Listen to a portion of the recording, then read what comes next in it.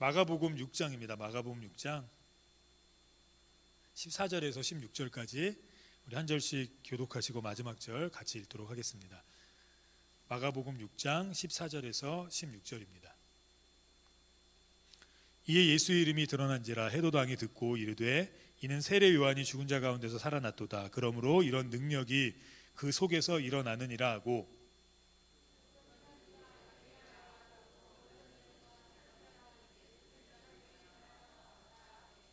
같이 읽겠습니다. 헤롯은 듣고 이르되 내가 목벤 요한 그가 살아났다 하더라. 아멘. 오늘 본문에 앞서 발생한 사건은 제자들이 예수님의 명령을 받고 능력을 받고 나가서 이제 예수님의 복음을 선포하는 장면입니다.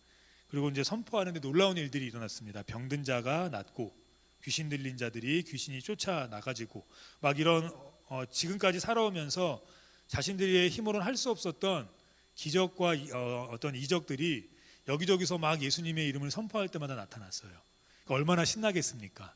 우리가 나가서 예수님 믿으세요 그런데 갑자기 막 울면서 제가 예수님 믿을게요 그럼 신바람 나지 않겠습니까? 대부분의 사람들은 그냥 쳐다도 보지 않고 지나가지만 제자들은 지금 성공적으로 복음을 증거했습니다. 그리고 너무 신나서 그 승리에 도취되어서 이제 예수님께 오게 되었습니다. 그리고 그 소문이 막 여기저기 퍼졌고 그 지역을 다스리던 헤롯 왕의 귀까지 들어갔습니다. 그러니까 예수님의 이름이 점점 퍼지게 된 거죠. 14절 앞절에 보니까 이에 예수의 이름이 드러난지라라고 얘기하고 있습니다. 우리의 삶을 통해서 누가 드러나야 됩니까? 예수님이 드러나야 돼요. 예수님이 우리에게 권능을 주시고 우리에게 건강을 주시고 우리에게 제사 제물을 주시고 이렇게 하신 이유는 우리를 통해서 누가 드러나야 합니까? 예수님이 드러나야 돼요. 그래서 우리가 기도할 때 하나님 병 고쳐 주십시오라고 기도하면 그 중에 한 가지 이유는 하나님이 고쳐 주실 때 무엇 때문에 고쳐 주시는 걸까요? 예수님 증거하시라고. 우리가 이렇게 재정적으로 여유가 없거나 힘겨운 삶을 살 때 하나님 우리 좀 재정적으로 복을 주십시오라고 하면 하나님이 복을 주시기도 하시지 않습니까? 그러면 우리가 그것을 통해서 어떻게 해야 되죠? 우리의 이득만을 위해 사용하지 않고 예수의 이름이 증거되어지는 곳에 사용해야겠죠. 왜요? 그래야 예수의 이름이 드러나기 때문입니다. 그냥 복 받고 나만 하고 마시면 예수님의 이름 드러나지 않습니다. 그래서 우리가 기도할 때 언제나 하나님 내 병을 또는 내 어떤 힘겨운 이런 상황들을 하나님 해결해 주십시오 라고 기도하시면서 또 기도하십시오. 하나님 주의 이름이 나의 응답을 통해서 드러나게 해 주십시오. 그러면 오늘처럼 이에 예수의 이름이 드러난지라 예수님의 이름이 드러납니다. 우리 교회를 통해서도 예수의 이름이 드러나야 합니다. 우리 성도님들을 통해서도 예수님의 이름이 드러나야 됩니다. 그것이 우리가 이 땅에서 살아가고 응답받는 이유들 중에 하나입니다. 물론 우리가 가나안 땅에서의 복된 삶 그리고 즐거운 삶, 행복한 삶을 사는 것이 하나님이 우리에게 원하시는 자녀들을 향한 하나님의 사랑이기도 하시지만 하나님이 복 주시는 또 다른 하나의 이유는 예수님의 이름이 반드시 드러나야 돼요. 왜냐하면 예수님이 제자들을 사명감을 주시고 보내셨을 때 능력을 주셨을 때 그들을 통해서 예수님의 이름이 드러났습니다. 그러니까 반드시 우리가 주님께 복 받으면 예수님의 이름이 드러나는 은혜가 있기를 축원합니다. 반드시 있어야 돼요. 그냥 이렇게 내 주머니에만 들어가시면 안 됩니다. 그냥 나 건강으로 만족하시면 안 돼요. 그런데 오늘 본문은 조금 다른 시각에서 오늘 성경은 얘기를 합니다. 분명히 성공했거든요. 예수님께 능력 받아서 응답 받아서 복을 누리고 잘 되고 귀신도 나가고 자신들이 지금까지 살아오면서 행할 수 없었던 수많은 일들이 지금 그들의 몸을 통해서 그들의 말을 통해서 막 나타나고 있는 겁니다. 그러니까 얼마나 신이 나겠습니까? 거기다 예수의 이름이 막 드러나기 시작했어요. 그런데 예수님이 이 땅에 오신 이유대로 드러나지 않은 것 같습니다. 예수님이 이 땅에 오신 이유는 무엇이죠? 우리 대신 고난받으시고 우리를 구원하시기 위해서예요. 수고하고 무거운 짐진 자들아 다 내게로 오라. 내가 너희를 쉬게 하리라. 그렇게 쉬게 할 수 있다고 예수님께서 자신 있게 말씀하신 이유는 예수님께서 우리의 고난을 지시고 돌아가셨기 때문이에요. 그리고 그 돌아가신 이유가 무엇 때문입니까? 우리를 살리시기 위해서예요.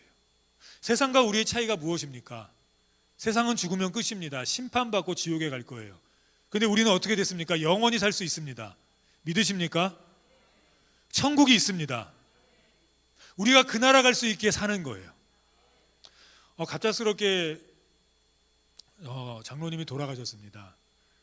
그래서 어제 굉장히 당황하고 한편으로는 굉장히 힘들었는데 한편으로는 그래도 예수님 믿었으니 하늘에 계실 거 아닙니까? 지금 하늘에서 예수님 곁에서 우리 보고 계실 겁니다. 우리 보시면서 우리 유가족에게는 죄송한 말씀이기도 하지만 어쩌면 우리 보시면서 웃고 계실 수 있어요. 늦게 와 이러실 수도 있고 얼른 와 이러실 수도 있을지 모르지만 분명히 하늘나라에서 보고 계실 겁니다. 왜요? 예수님 믿고 구원 받으셨기 때문이에요. 주님 이 땅에 오신 이유가 무엇이지요? 우리 구원해 주시기 위해서입니다. 세상과 우리의 차이가 무엇이죠? 그들에게는 심판과 지옥이 있지만 우리에게는 영원한 생명이 있습니다. 예수님 그것 때문에 이 땅에 오셨고 예수님 그것 때문에 고난 받으신 겁니다.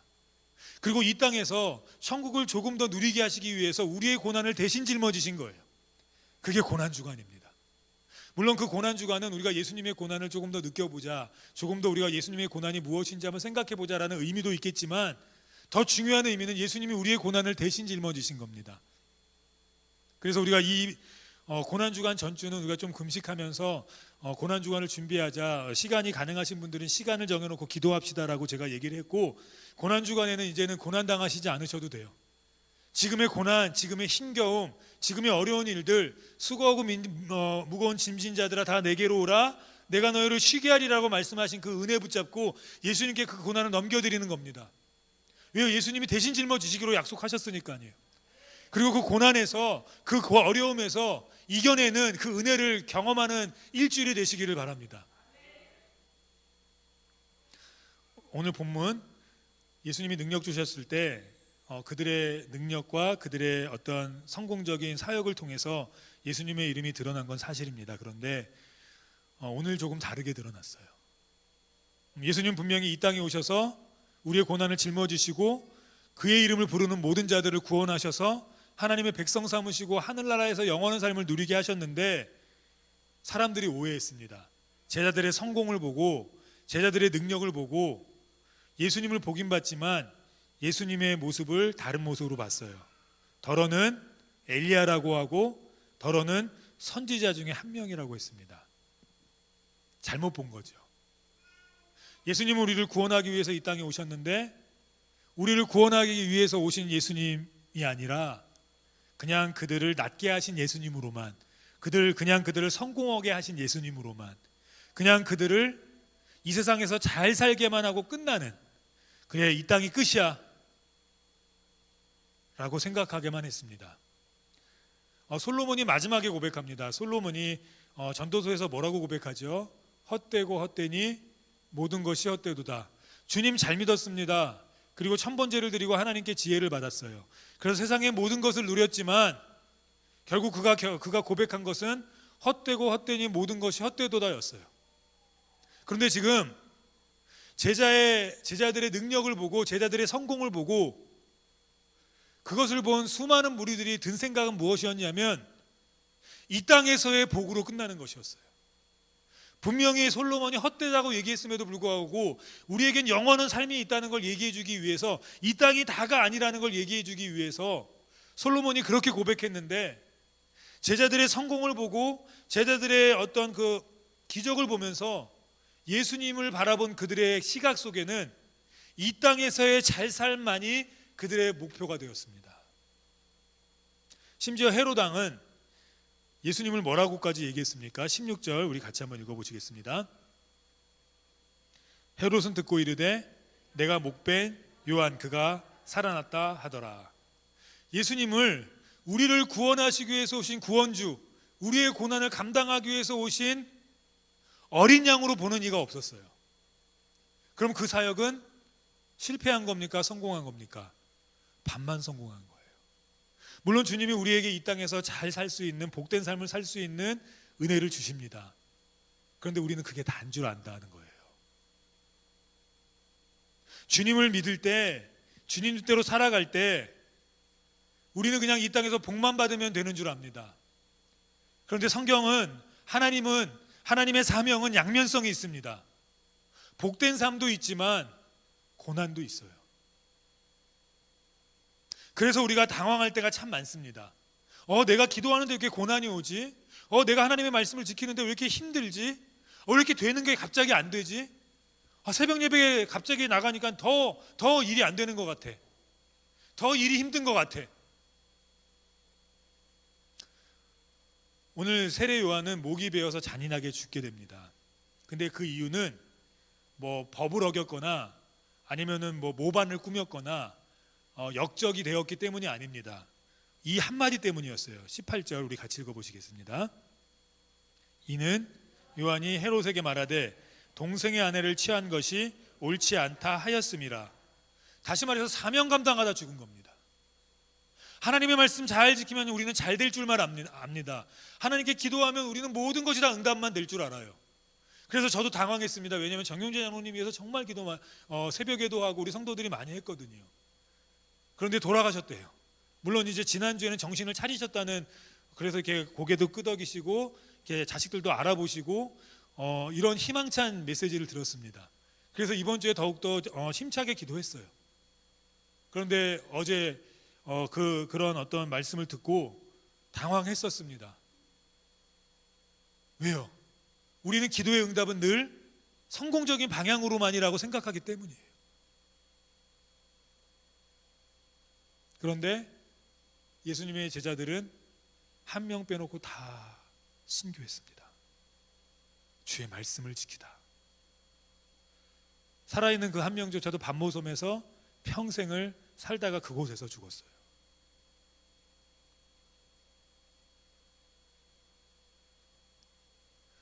오늘 연속적으로 말씀이 나옵니다. 성공한 제자들, 그리고 우리 눈에 볼 때 실패한 세례 요한. 12절에 이렇게 얘기합니다. 제자들이 나가서 회개하라 전파하고, 세례 요한도 동생의 아내를 취한 것이 옳지 않다 선포하고, 13절에 보면 이렇게 얘기하고 있습니다. 많은 귀신을 쫓아내며 많은 병자에게 기름을 발라 고치더라. 그런데 세례 요한은 목이 베어 죽었습니다. 오늘 한 성경에 두 가지 상황이 등장합니다. 사명자의 삶이 복된 삶일 수도 있지만 고난의 삶일 수도 있습니다. 우리가 하나님의 제자로 살아가는 것, 그리스도인으로 살아가는 것이 결코 녹록지 않습니다. 하나님의 말씀을 지킬 때는 우리에게 축복도 임하지만 우리에게 고난도 임한다는 사실을 우리가 알아야 합니다. 새벽 예배 드리다가 질병에 걸릴 수도 있습니다. 기도를 이렇게 열심히 했는데 하나님이 천국으로 이렇게 우리 정용재 장로님 데려가신 것처럼 우리의 예상과는 달리 데려가실 수도 있어요.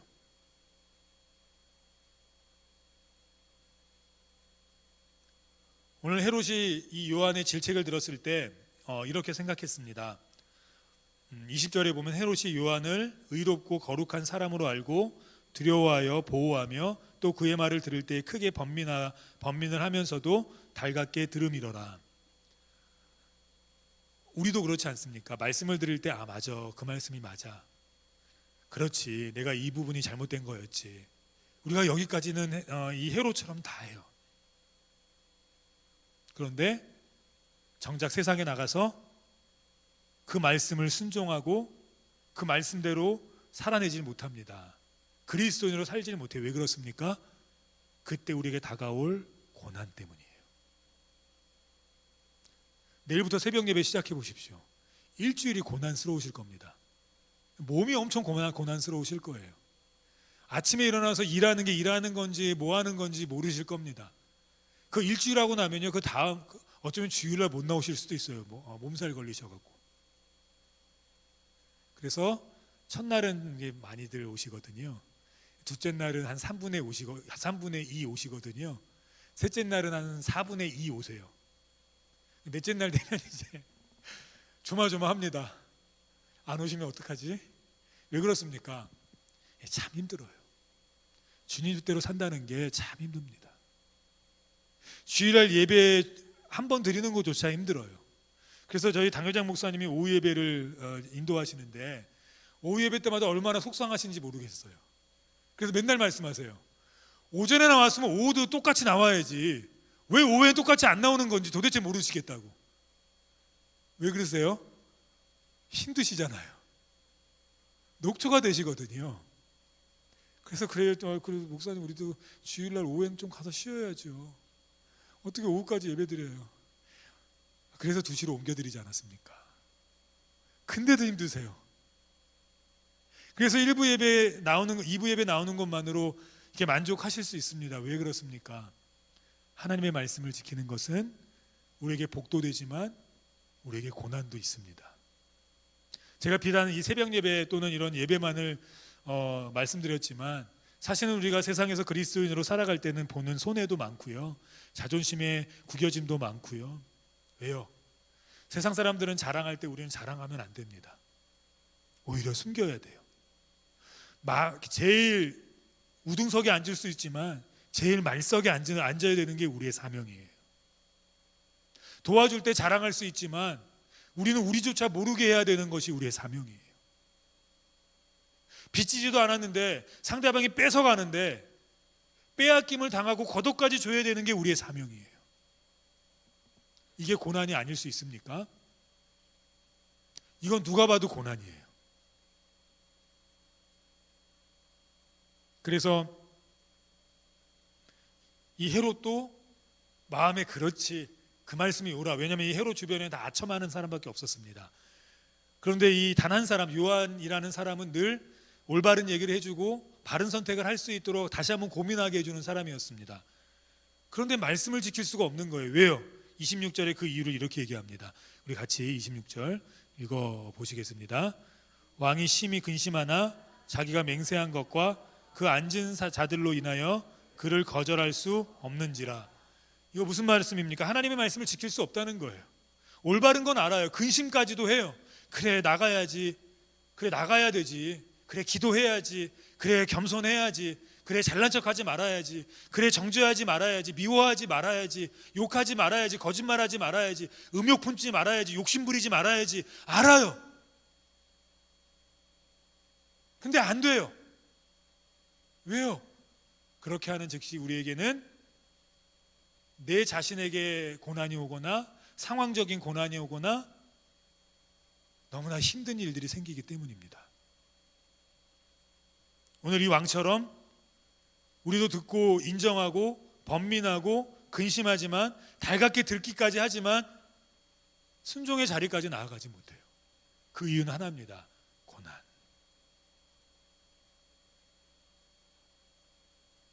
마음이 찔리죠. 아프죠. 그래서 마가복음 4장 16절부터는 하나님의 말씀이 어떤 것인지를 아주 자세하게 설명하고 그것이 맞는 것 같습니다. 또 이와 같이 돌밭에 뿌려졌다는 것은 이들을 가리킴이니 곧 말씀을 들을 때 즉시 기쁨으로 받으나 그 속에 뿌리가 없어 잠깐 견디다가 말씀으로 인하여 환난이나 박해가 일어나는 때에는 곧 넘어지는 자요. 또 어떤 이는 가시떨기에 뿌려진 자니 이들은 말씀을 듣기는 하되 세상의 염려와 재물과 유혹과 기타 욕심이 들어와 말씀을 막아 결실하지 못하게 되는 자요. 우리가 다 이래서 못해요. 내 욕심을 주님의 말씀대로 살다가 욕심을 못 채울까 봐, 주님의 말씀대로 살다가 자존심이 상할까 봐, 주님의 말씀대로 살다가 내 자랑 못 할까 봐, 주님의 말씀대로 살다가 고난을 당할까 봐, 환난을 당할까 봐, 박해를 당할까 봐 우리는 주님의 말씀대로 주님의 제자답게 살지 못합니다. 그 핵심은 하나예요. 고난.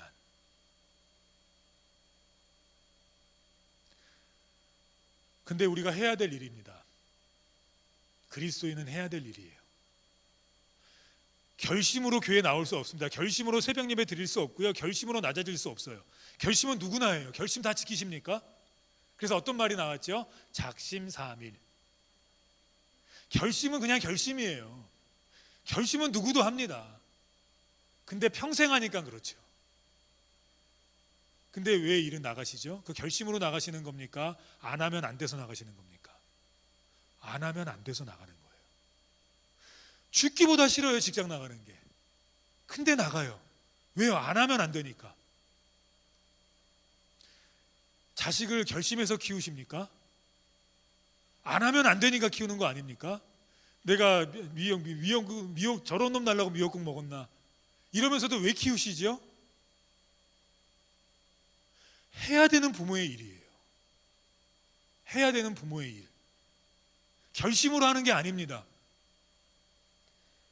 그 힘들어도, 그 어려워도, 나는 못 입고 나는 못 먹어도 자녀에게 먹여야 되는 것은 무엇 때문이죠? 해야 되시는 것이기 때문에 하시는 겁니다. 힘들어도. 왜 아이들을 안 낳습니까? 요즘 우리 청년들이 그 고난을 알거든요. 왜 결혼을 안 하죠?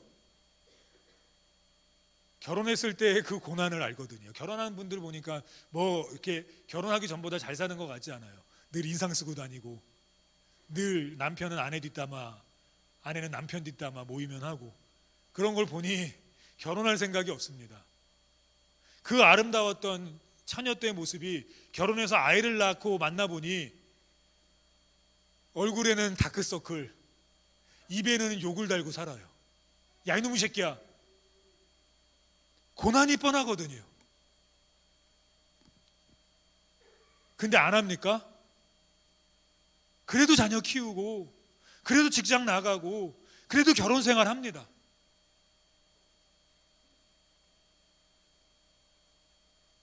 왜죠? 해야 될 일이기 때문이에요. 결심으로 하는 게 아니에요. 우리 그리스도인들 하나님의 뜻대로 살아야 합니다. 근데 그거는 결심으로 하시는 게 아니에요. 해야 될 일이세요. 그 일엔 고난이 따릅니다. 그 일엔 고통이 따라요. 그 일엔 힘겨움이 있고요. 그 일엔 자존심이 상하고요. 저희 집사람이 아이들 때문에 얼마나 자존심 상하는 줄 아십니까? 애들이 다 사춘기래 갖고요. 고등학교 2학년도 사춘기, 중학교 3학년도 사춘기, 6학년도 사춘기, 5학년은 뭐 2춘기, 3학년은 1춘기. 그래서 이렇게 뭐 이렇게 야 일어나. 아 왜? 아 뭘? 이 부모 취급도 안 해요. 보면 그냥 학교에 차를 태워다 줘도 고맙다는 얘기 한 번을 안 해요. 내릴 때 어떻게 내리는지 아십니까? 갈게.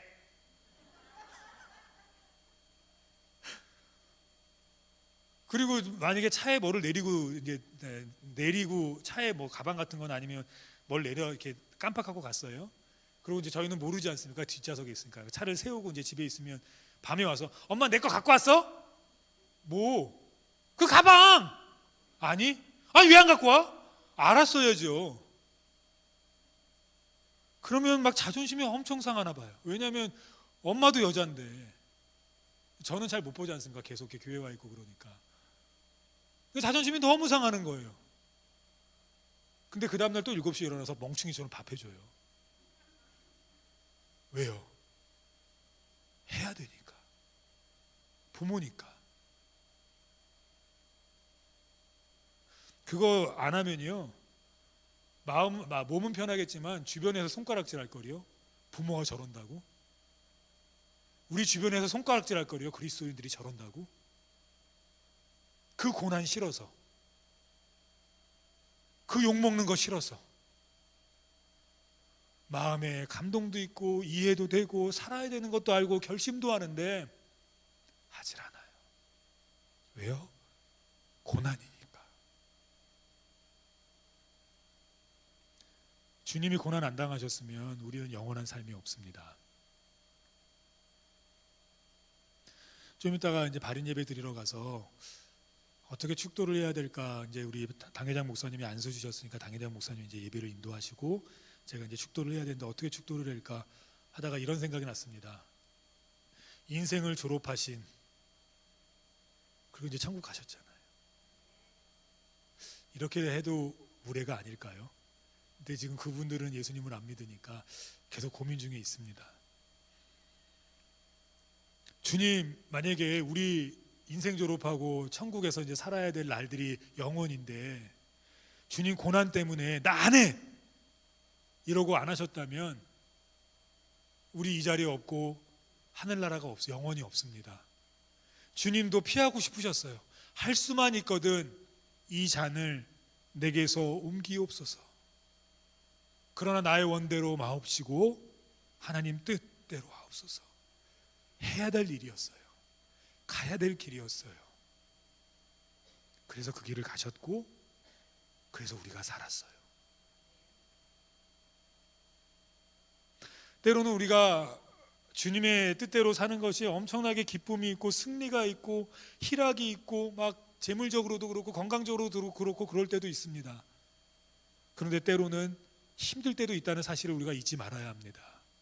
기도해도 기도에 응답이 안 될 때가 있고 기도할수록 더욱더 힘겹고 어려울 때가 있다는 사실을 잊으면 안 됩니다. 근데 그 고난 중에도 하나님의 뜻이 있어요. 하나님이 우리의 성공만 사용하시고 우리의 우리의 고침만 사용하시는 것이 아니라 고난도 사용하시고 힘겨움도 사용하세요. 제가 어떤 책을 읽다가 이런 내용을 봤습니다. 세상에서 성공한 사람들의 90%가 실패를 굉장히 많이 경험해 본 사람들이래요. 예. 그리고 10%는 이제 계속 성공한 사람들이겠죠. 90% 이상이 될 수도 있지만, 그런데 그 실패가 없으면 안 된대요. 왜냐하면 이 성공만 한 사람들은 어떤 세상을 이해하지 못한대요. 예를 들자면 그런 겁니다. 매번 기도해서 응답받으면 기도해도 응답받지 않는 사람들은 뭔가 잘못된 거예요. 매번 기도해서 이렇게 병이 낫지 않습니까? 그런데 기도해도 병 안 낫고 맨날 골골대는 분들은 쟤는 분명히 뭔가 하나님이 미워하는 게 있어. 이렇게밖에 못 보는 거예요. 매번 재정적으로 충만함을 경험하면 기도하고도 이렇게 힘겹게 사는 성도들 보면 그래 쟤네는 뭔가 분명히 문제가 있는 거야. 이렇게 돼버리고 말아요. 제가 지난주에 말씀드리지 않았습니까? 어떤 이게 유명한 목사님인데 암 걸리시고 나니까 그 다음에 안 걸린 분들한테 해줄 말이 없더래요. 그냥 같이 기도해주고, 예전에는 기도해, 말씀 더 읽어 이렇게 얘기하셨었는데 본인이 정작 암에 걸리고 나니까 그냥 애잔하더래요. 이런 심정이었겠구나, 이런 아픔이었겠구나, 이런 힘겨움이었겠구나. 에디슨이 전구를 저희 이 전구가 없으면은 이렇게 예배를 이렇게 안 되고 또 이렇게 산업혁명이 일어나지 않았을 겁니다. 이 전구가 만들어지면서 온 세상이 바뀌었지 않습니까? 그 전에는 눈 뜨면 새벽이면 일어나자, 그리고 밤 되면 이불 덮고 자자 이러고 끝났는데 완전히 인생의 변혁이 일어났지 않습니까? 그리고 그 중심에 에디슨이 있는데, 에디슨이 10,000번의 시도 정말인지 모르겠지만 10,000번의 시도 후에 그 10,000번째 될 때 전구를 발명했거든요. 그래서 이제 기자들이 에디슨에게 찾아가서 어떻게 그렇게 9,999번의 실패를 참아내고 견딜 수 있었습니까? 라고 물었습니다. 그랬더니 에디슨이 이렇게 대답했습니다. 나는 이 9,999번을 실패라고 보지 않고 9,999번에 안 되는 것들을 확인했다. 그래서 안 되는 것들을 확인했기 때문에 10,000번째에 되는 것만 확인하게 된 겁니다. 우리에게 왜 고난이 있어야 되는 줄 아십니까? 고난이 있어야 하나님의 은혜를 알아요. 고난이 있어야 지금까지 지내온 것이 내 힘이 아니었구나라는 걸 알아요. 안 그러면요 한 번에 무너져요. 하나님이 계속 복만 주시지 않습니까? 그러면 바벨론 탑을 쌓았던 창세기 6장처럼 한 번에 무너져요. 사울처럼 자신의 힘으로 자신의 능력으로 왕국을 세운 것처럼 생각했던 사울처럼 한 번에 걷잡을 수 없이 무너집니다. 그리고 못 일어나요. 일어서질 못해요.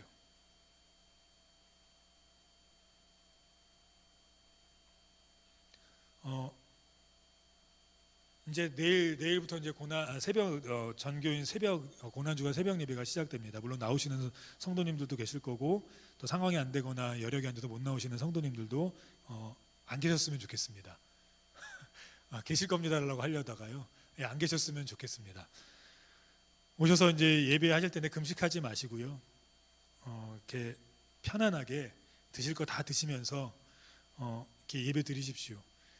그런데 이제 제가 이 얘기를 왜 하냐면 저는 이제 한 달 동안 저희 집사람과 금식을 했거든요. 이제 끝났으니까 얘기할 수 있는 겁니다.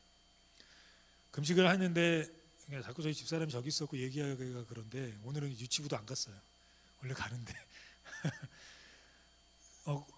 새벽 금식을 시작하자마자 3월 첫째 주부터 시작했거든요. 1일부터 어려운 일들이 계속 생기는 거예요. 그래서 어제 이러더라고요. 와, 내일은 4월이다. 드디어 3월이 끝났다. 꽃피는 4월 아닙니까?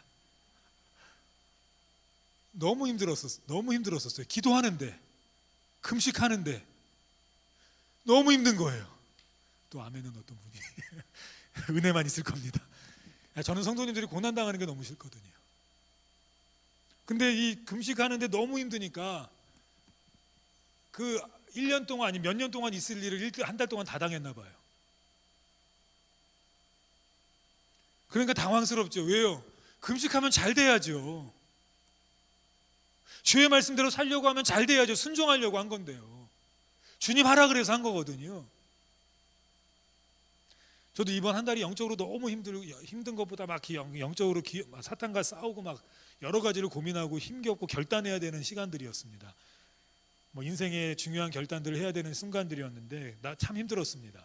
근데 저까지 힘들다 그러면 안 되겠는 거예요. 주님께서 왜 이렇게 힘들게 하실까? 주님 말씀대로 살면 좀 복만 주시면 좋겠는데 우리 성도들 복만 주시면 좋겠는데 그렇다고 말씀 지키라 그러면 또 시험 당할 거고. 그래서 제가 아까 그 얘기한 겁니다. 분명히 일주일 동안 안 그랬으면 좋겠는데 일주일 동안 이 특별 새벽 예배 드리시고 나면 그 다음 주에 새벽 예배에 한 10명도 안 나올 거예요. 분명히 시험이 있을 겁니다. 저 그게 너무 두려운 거예요. 그래서 하지 말까 하지 말까.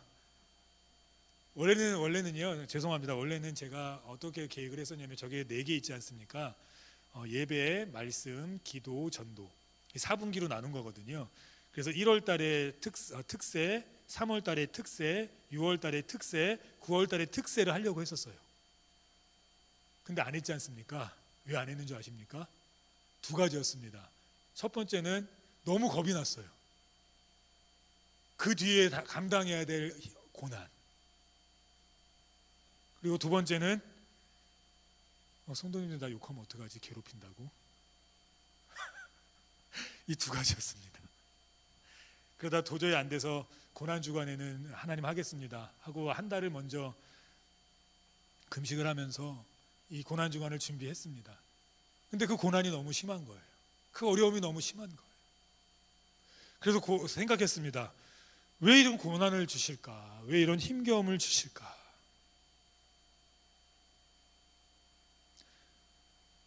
두 가지가 오늘 똑같은 본문의 설명이 되거든요. 18절에는 이는 요한이 헤로데게 말하되 동생의 아내를 취한 것이 옳지 않다 하였음이라 해서 요한은 잡혀요. 요한이 잡힌 후에 예수님도 똑같이 이제 하나님의 말씀을 증거하세요. 14절에 보면 요한이 잡힌 후 예수께서 갈릴리에 오셔서 하나님의 복음을 전파해요. 똑같이 복음을 전파하는데 한 사람은 이름이 드러나기 시작하고 한 사람은 이제 목이 잘리기 시작합니다. 고난이 옵니다. 그리고 요한은 당황합니다. 왜냐하면 그 전까지 요한이 회개하라 그러면 사람들이 막 열광하고 사람들이 막 쫓고 요한이 말하면 죽는 신용까지 했었거든요. 근데 하루아침에 이렇게 고난이 찾아왔습니다. 그리고 너무 고민이 돼서 제자들이 옥바라지 왔을 때 제자들에게 하나만 부탁한다고 가서 예수님께 뭐 좀 물어보라고 합니다. 2절에 보니까 요한이 옥에서 그리스도께서 하신 일을 듣고 제자들을 보내어 3절입니다. 예수께 여짜오되 오실 그 이가 당신 이오니이까 우리가 다른 일을 기다리오리이까. 그랬더니 예수님께서 그 온 제자들에게 답을 이렇게 하십니다. 맹인이 보며 못 걷는 사람이 걸으며 나병 환자가 깨끗함을 받으며 못 듣는 자가 들으며 죽은 자가 살아나며 가난한 자에게 복음이 전파된다 하라. 이 고난당하는 자들이거든요. 고난당하는 자들에게 복음이 전파된다 하라. 다른 사람들은 성공한 사람만을 따라가고 제자들이 성공했을 때 그를 따라가는 사람들이 막 열광하고, 예수님을 보면서 예수님도 우리를 성공시켜줄 사람입니다라고 막 열광할 때 예수님은 딴소리를 하셨어요. 모두가 이렇게 주목할 때 나는 고난당하는 사람을 주목했고, 힘겨운 사람들을 주목했고, 아파하는 사람들을 주목했다. 이때 사도 요한은 깨닫습니다. 그분이 주님 맞습니다. 우리가 말씀을 지키다 보면 고난을 당합니다. 왜냐하면 이 세상에서는 하나님의 말씀을 지킬 수 없게 사탄과 세상이 맞기 때문이에요. 근데 그 고난을 당할 때 우리가 해야 될 게 있습니다. 고난은 주님을 만날 기회입니다. 우리가 우리 힘으로만 살아가서 성공하고 응답만 받으면요, 주님이 안 보여요. 예수님이 이 땅에 오신 이유는 우리의 주가 되시고 우리를 구원하시고 우리에게 주님의 은혜로 살게 하기 위해서 이 땅에 오신 건데, 우리가 기도해서 복만 받고 성공해 가도만 달리면 내가 잘난 줄 압니다. 그래서 예수님이 필요 없어요. 근데 그러면 한 번에 무너진다고요. 요즘에 한참 뭐 넷플릭스에서 유행하고 이제 뭐 그것이 알고 싶다에서도 반영이 될 거고, 뭐 그런 거 JMS라는 정명석 있지 않습니까? 또 이재록 있지 않습니까? 그들이 처음부터 이단이 되고자 했던 게 아닙니다. 전도사 때 다 하나님을 사랑하던 사람들이었어요.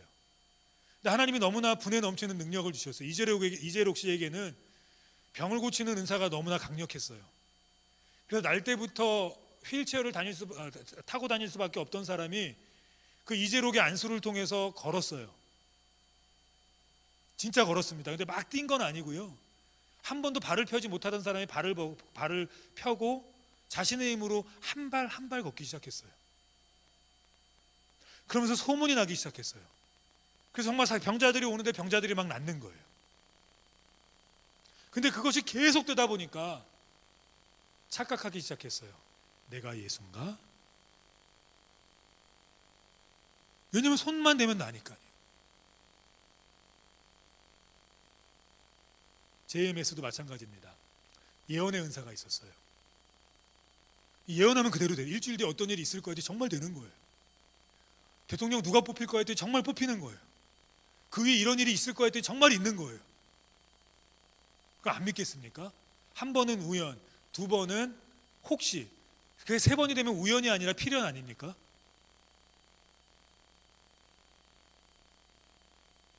그러다 보니까 자신이 하나님인 줄 알게 돼요. 자신이 예수인 줄 알게 됐어요.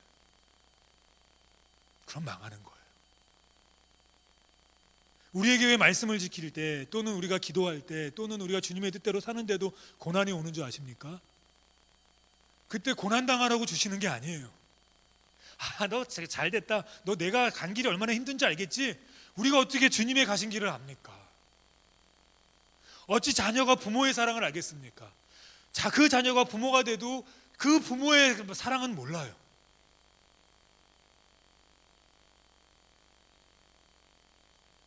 그런데 주님께서 우리가 고난당하는 걸 보시면서 웃으시겠습니까?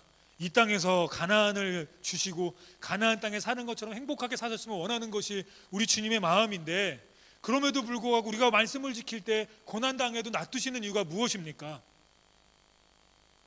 내 힘으로 이기라고 놔두시는 게 아니에요. 그러니까 겁먹으시면 안 돼요.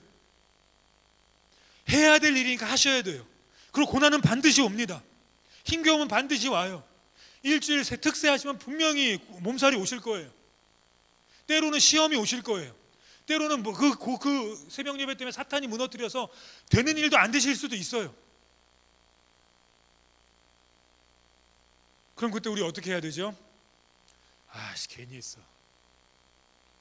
할 필요가 없었어. 내가 그럴 줄 알았어. 아니죠. 그래, 내가 한번 일어나 봐야 돼. 이것도 우리 힘으로 안 된다니까요. 내 힘으로 하면 가룟 유다처럼 목숨을 자살하는 것밖에 안 돼요. 다 포기할 수밖에 없어요. 그때 어떻게 해야 됩니까? 주 예수를 바라보라. 그래서 고난은 기회예요. 주님, 내 힘으로는 할 수 없습니다. 주님 내 고난 감당하셨으니 주님이 고난 감당하시고 십자가에 대신 져 주심을 감사합니다. 나 주님 아니면 이 자리에 있을 수 없습니다. 주님 아니면 살아갈 수가 없습니다. 그게 은혜예요. 지치고 고날 때 끝까지 내 힘으로 버텨보려고 하는 게 아니라 우리에게 누가 계십니까? 날 위해 돌아가신 예수님이 계세요. 그 예수님이 다 지고 가셨어요. 고난당하는 자가 있느냐? 저는 주님께 기도할 것이요. 왜요? 우리에겐 주님이 계시니까. 주 안에 있는 나에게 딴 근심이 있으랴 십자가 앞에 나아가 내 짐을 풀었네. 그러면 찬송할 수 있어요. 고난 이겨낼 수 있어요. 어려움 이겨낼 수 있어요.